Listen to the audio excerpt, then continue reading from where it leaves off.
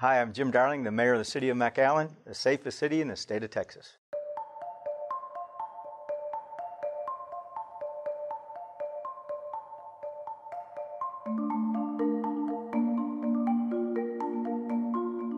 We see what the federal government is doing here, but you as the city government, you deal with it differently. It seems like you have like a different policy and approach. So the Republicans would come down and they'd go on a gunboat or a helicopter and take photo ops in front of those, and then the Democrats come down, go to the detention center, get some photo ops in there with the kids, both do press conferences before they leave, and go to Washington and not talk to each other. But those images are both negative to us because kids being treated in detention centers, people riding gunboats, send the wrong message of what our area is like on our everyday life.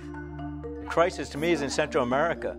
Even being separated from your mom for a week, and I hope it's not longer than that, and sleeping on a mat, that's really traumatic, especially a younger kid.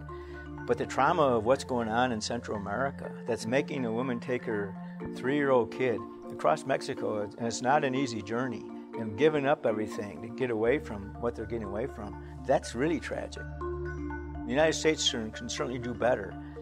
But the real tragedy to me is happening there.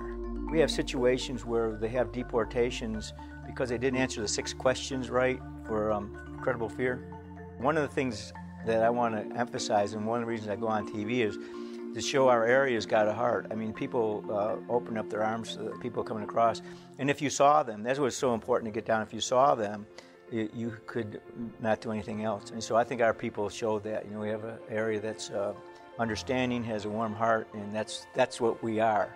Unfortunately, we're painted differently because of all the publicity and the news media flying in and leaving. We need to do something in Central America because the unrest is fueled or paid for by our drug addiction. I told the other day, Senator Cruz and Cornets, I have a new saying for you. It's our hemisphere. You know, and maybe we ought to take care of it better.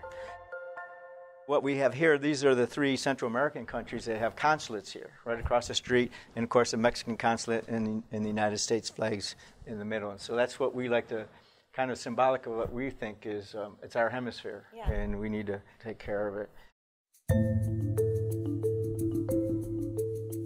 This wall thing is a political deal. In a lot of cases it doesn't make sense, and there's more effective ways. The average Mexican didn't care about a wall. What they cared about is border wait times and bridges, because tens of thousands come over every day to do legitimate business.